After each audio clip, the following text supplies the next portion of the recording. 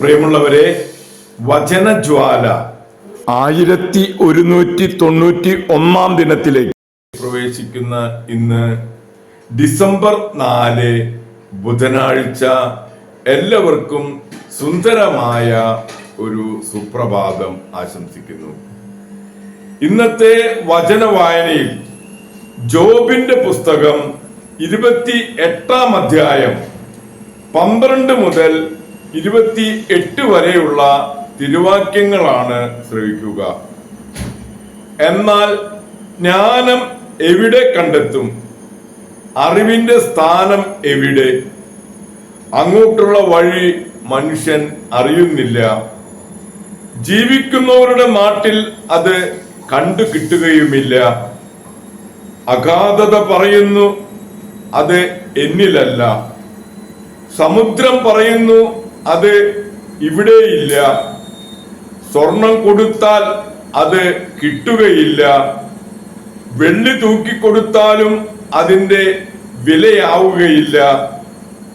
ഓഫീർ പൊന്നും ഇന്ദ്രനീലവും ഗോമേതകവും അതിന്റെ വിലയ്ക്ക് തുല്യമല്ല.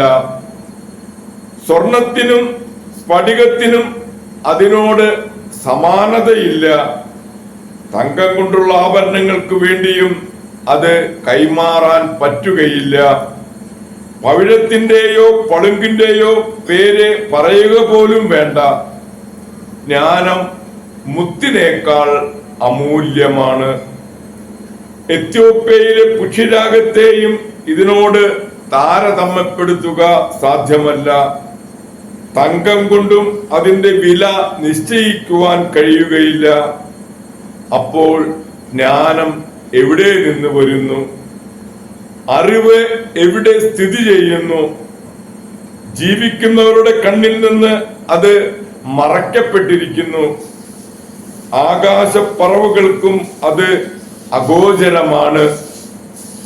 നരകവും മരണവും പറയുന്നു, ഞങ്ങൾ അതേപ്പറ്റി കേട്ടിട്ടേയുള്ളൂ. അതിലേക്കുള്ള വഴിയും അതിന്റെ ആസ്ഥാനവും ദൈവം അറിയുന്നു. എന്തെന്നാൽ അവിടുന്ന് ഭൂമിയുടെ അതിർത്തി വരെ കാണുന്നു. ആകാശത്തിൻ കീഴുള്ളതെല്ലാം അവിടുന്ന് ദർശിക്കുന്നു.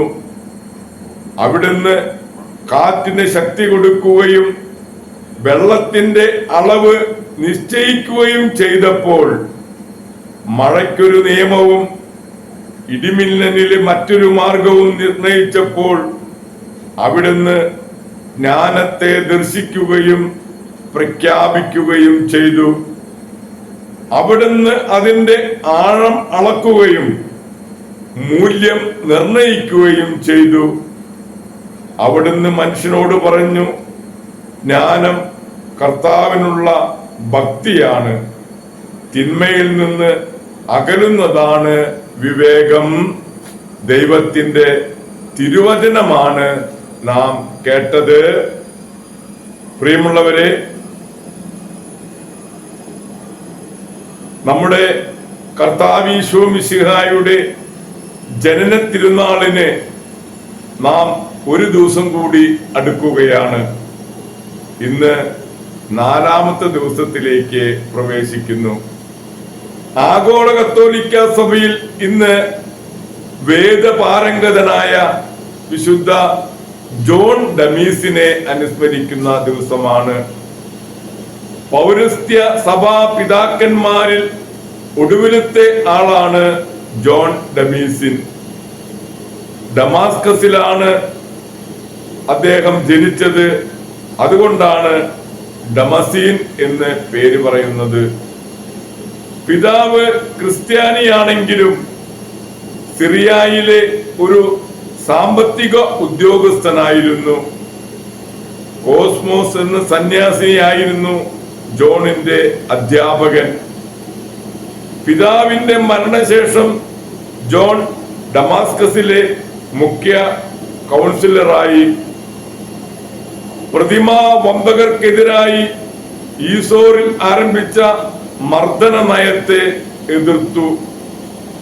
730 വിശുദ്ധ താപസിന്റെ സന്യാസാശ്രമത്തിൽ ചേർന്നു.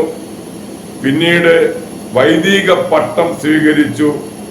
പല ഗ്രന്ഥങ്ങളും രചിച്ചിട്ടുണ്ട്. പ്രഥമ സ്കോളാസ്റ്റിക് ദൈവശാസ്ത്രജ്ഞനായിട്ടാണ് ഇദ്ദേഹം അറിയപ്പെടുക.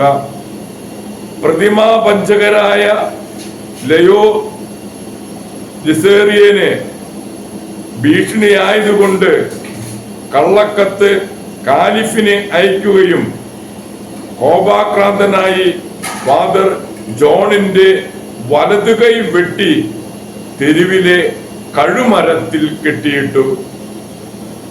രാജാനുമതിയോടെ വെട്ടിയ കൈ ദൈവമാതാവിന്റെ പള്ളിയിൽ പോയി പ്രാർത്ഥിച്ച് മുറിഞ്ഞ കൈ ചേർത്ത് വെച്ചപ്പോൾ സുഖപ്പെട്ടു എന്ന് പറയപ്പെടുന്നു. ഇതറിഞ്ഞ് കാലിഫ് മാപ്പ് ചോദിച്ചു. തന്റെ ആഗ്രഹപ്രകാരം ജോലി രാജിവെച്ച് ദൈവമാതാവിന്റെ ഭക്തിയിൽ ജീവിച്ച് സ്വർഗീയ സൗഭാഗ്യം നേടി ആ വിശുദ്ധ ജോൺ ഡമീസിന്റെ മധ്യസ്ഥം യാചിച്ച് നമുക്കിന്നത്തെ ഈ നല്ല ദിവസത്തിലേക്ക് നമുക്ക് പ്രവേശിക്കാം. എല്ലാവർക്കും നല്ല ഒരു ബുധനാഴ്ച ദിവസം ആശംസിക്കുന്നു.